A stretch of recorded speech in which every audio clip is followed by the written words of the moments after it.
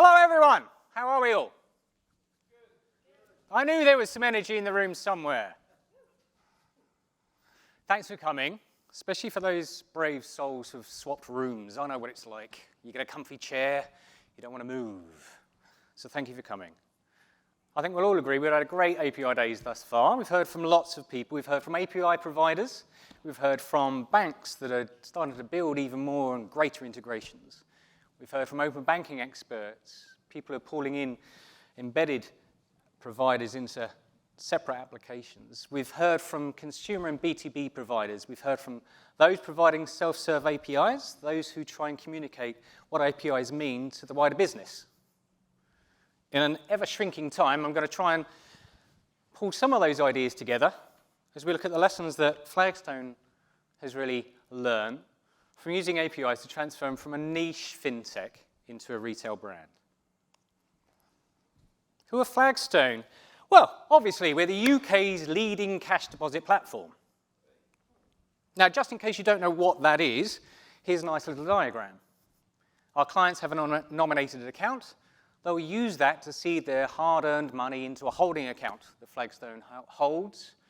And from there, the clients can launch off into many different products from many different banks. That's quite useful. And so Flagstone aims to be the largest protector of the UK's cash deposits, and we're doing quite well so far.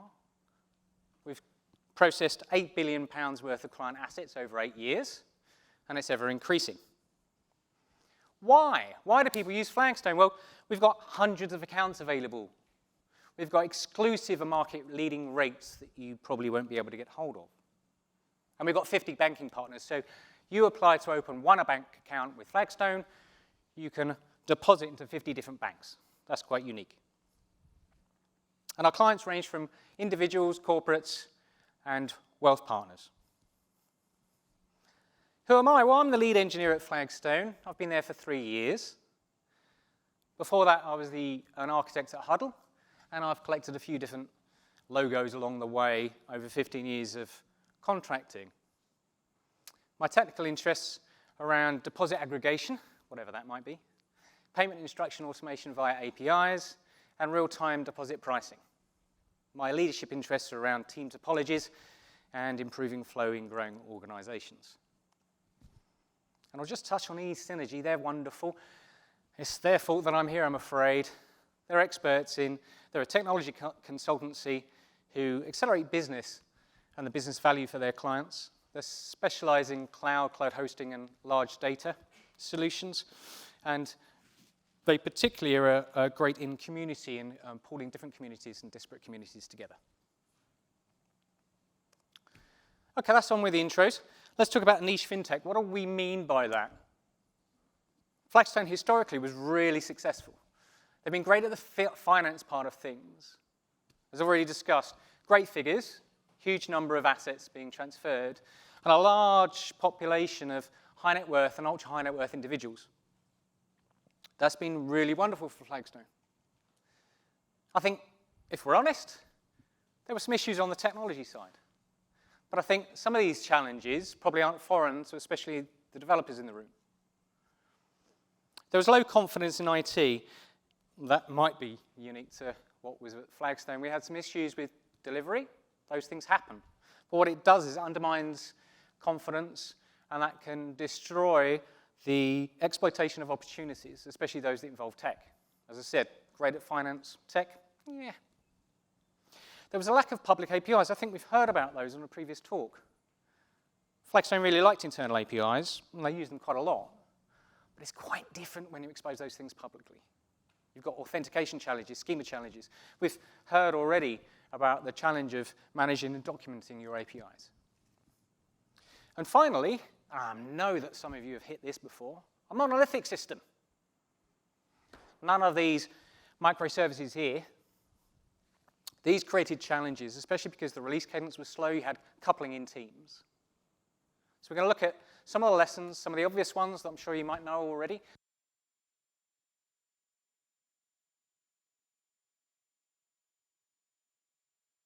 If they look a little bit strange, that's because I've tried to use DALL-E to produce them. Flagstone's engineers weren't fools. They've been to the API Devs Days conferences before. They knew what to do to solve it. But it's one thing having an idea to produce an API-first development. It's domain-driven. It will shape the business. And it's another to win over a business where you've lost the confidence. Those ideas weren't necessarily welcome, even if they were probably the right idea.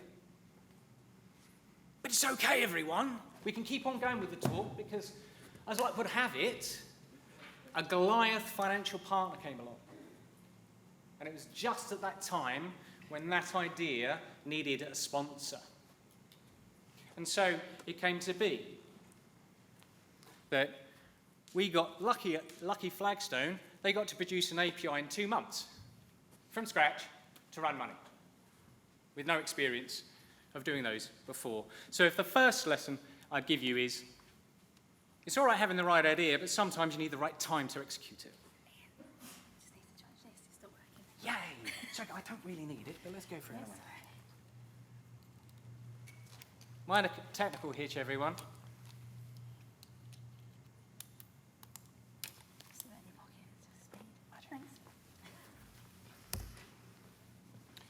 And so it's probably no great news to you, but that API got built.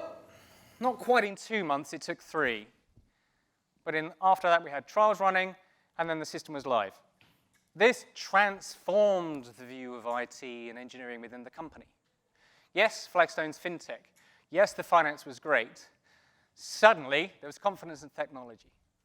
This changed everything. For a start, this created a new business channel. For those of you who like APIs, as I'm sure pretty much everyone here does, as we've already heard from the self-serve guys, there's a lot of cost in starting up the API, but once you start, you just add numbers on, right? And it's high margin. Turns out it's quite popular.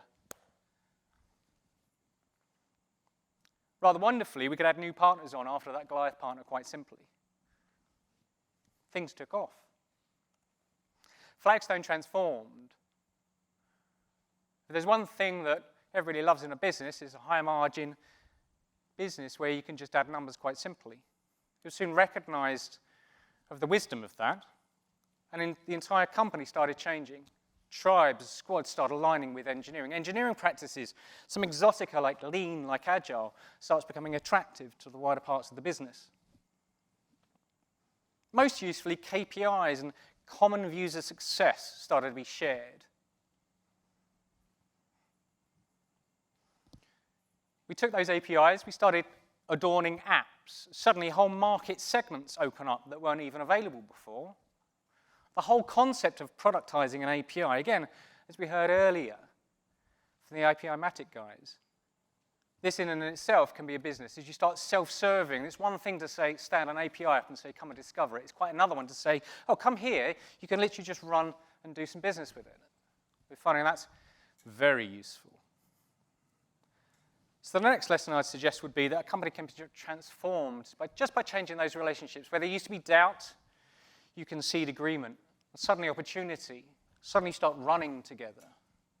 Things change very quickly. It's probably no surprise to everybody here that once you start using APIs, you can increase your automation. I think we heard earlier about AISP and PISP. This has been a boon. Flagstone wasn't immune to these things. Flagstone's had an open banking license for a number of years. It was dormant. Turns out when you activate these things, again, similarly to other people here, it's virulently successful. When clients can view their account information within your platform, this can change things. PISP, turns out it's quite popular. I don't know if you've used it. It's wonderful. Just initiate payment. You don't have to fill out some DD direct debit forms or whatever your European equivalent is. Transforms things. Compliance is a wonderful thing.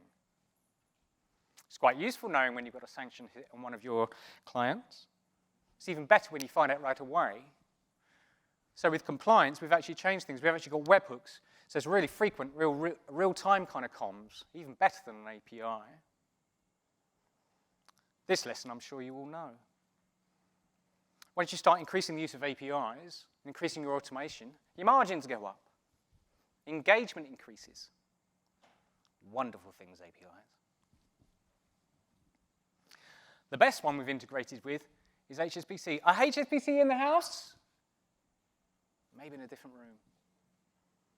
We've taken use of one of their newer APIs, and we've really improved our awareness. We know when those payments drop. We know when there's a problem. We know when those payments don't align with client records. We know instantly.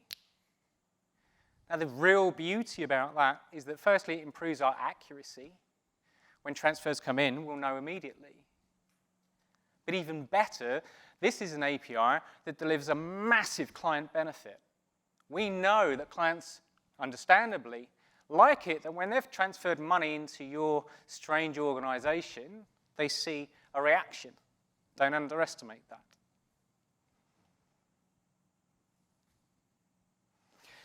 I'd like to talk about the future. We at Flagstone have a large number of wealth partners. The irony is that as we increase our automation using APIs internally on the supply side to an extent, if we can't see those via the clients, if we can't control how we're receiving those inflows, there's only so far we can go. Ultimately, we really want to deepen those integration with our partners to really smooth our onboarding and really ease things. In a similar way, the partner banks on the other side, what we might consider at Flagstone as our supply side. We know now via HSBC we can certainly automate payments. That's not a problem. The next problem with all the myriad of partner banks we have is instructions. The part where we state what we'll be depositing, withdrawing, our positions. Congratulations, we're still using email in 2022. We're still using Excel. I hope we'll do better and sometime soon. And call me a romantic. And I know this is API days, but I want events. I want real time. The way to really deliver value all the way through, both for the banks and for the clients, is to start having a real dynamism about things. Don't make me poll every 5 minutes. Don't let me have some kind of schedule or be a slave to it. Just tell me on demand. That's a huge challenge in terms of authentication schemas and architecture. But as an industry, that's really where I want us to start thinking going forward. Another lesson that we've found is that without increasing the integration on that supply side and indeed on the demand side, there's just a limit. If at the end of the day, somebody has to send an email, you're only going to be limited to how much you can do. Now, I know time's tight, so I think I'll skip to the close. FinTechs without an external API, indeed anybody in finance, if you do not have an API, you are falling behind. You can have the most specialist financial products in the world. You will be successful, and you will be begging for a new entrant to come in and overtake you. We know from our experience, to partner now, your table stakes are to have an API. It's not really a choice. I suspect that's not a news for everybody, but tell your friends. Holistic change. It's one thing to have a business very mature. It's one thing to have technology virulently improving things. Unless it's a collective thing, you're not going to see the gains that you could. Business will grate against API changes and improvements. It must be a joined-up experience. How many of the business, if you're on technology, how many of you know what an API is? I know it's API days, but I suspect there'll be some people who don't know what it is. And the real question I'd like to ask you is, for if you're technical, how many of you refer to your colleagues as the business? It has to be a joined-up team. There's no such thing. We're all delivering value, and it might be that you're technical or not. If you're non-technical, you should be able to explain that, and the same goes if you're technical. We all need to do better. And finally, and I kind of made this point a little bit too heavily, change is limited without full integration. Ultimately, if somewhere along the line you have a manual process, you cannot automate fully. Again, let's try and remove those where we can.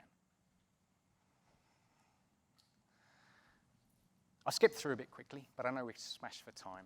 Thanks for staying in the room. I know there's some closing remarks you all probably want to hear far more. I'll be around in the eSynergy booth a little bit later, but has anybody got any questions? Thank you very much. Thank you. Yeah, we can go. Any questions so far? Or I'll do the McDonald's effect, right? Asking the first question. So I will. At least one first comment. So we're at Apidays, but for us, streaming and events are part of the APIs, right? You know how we connect things together. That's the trick. APIs are always the interface to connect the software. So whatever they are, events, polling, whatever, even file transfer. At some point, it's a connection, right? It's an interface to program interactions. So we are we agree on that. So my question is like. Currently, there's a lot of technology. So there's a famous quote I like. There are only two models: bundling or unbundling. That's it. So it seems on the technology side, we're in an unbundling era. So we have fewer protocols, few ideas, few tools that we're enabling in the last 10 years. But now there's a huge multiplications.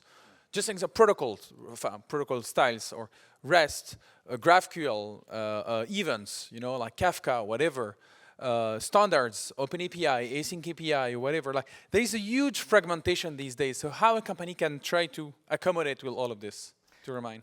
That's a great question. So many thoughts. We have some people in the audience who don't care, if I may. Yeah, of course. Google's here. Google have so many engineers, they can probably throw people at every single protocol that exists. Flagstone are a bit smaller. So the first response would be open standards has to be the choice. You have to aim your bucks at the biggest target. And so you really, at the end of the day, what are we doing with APIs? What are we doing with events? We're trying to have an interchange. So it is in your interest to interchange with as many as possible. You will know your markets. It might be that you've got a very specific gRPC client.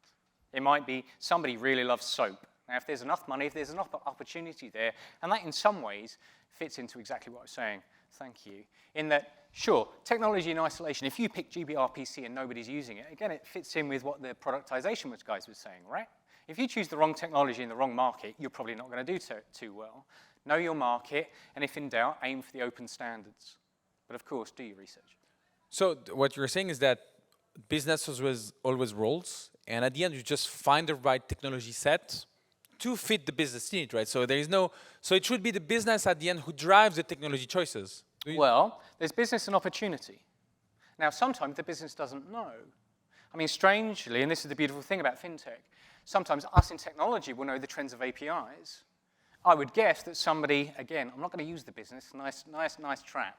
Somebody else, you got it. Say, some marketer, some BDM might say, oh, hey, you know, this thing's really cool. But if you know that the next tech is gRPC, if you know that soap is dead, if you know you've only got certain people, then that's where you can have an influence. Pragmatic, right? Yeah, I totally understand. Do you have any other question? Like, yeah. Okay. You can shout it out if you can.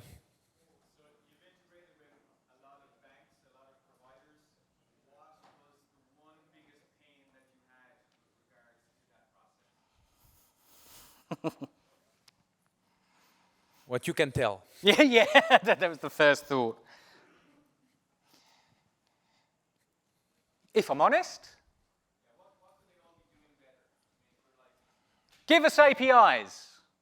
So if there are any banks, please, some of you are shy, some of you like your, as we were talking about before, your private APIs, let's get them public. So that would be the first thing, but that's the easy answer. Some of these are non-trivial if we're honest. It's easy for us to say APIs, but I'm sure the banks on the other side are saying, hey, you FinTech guys, you don't quite get how complicated it is.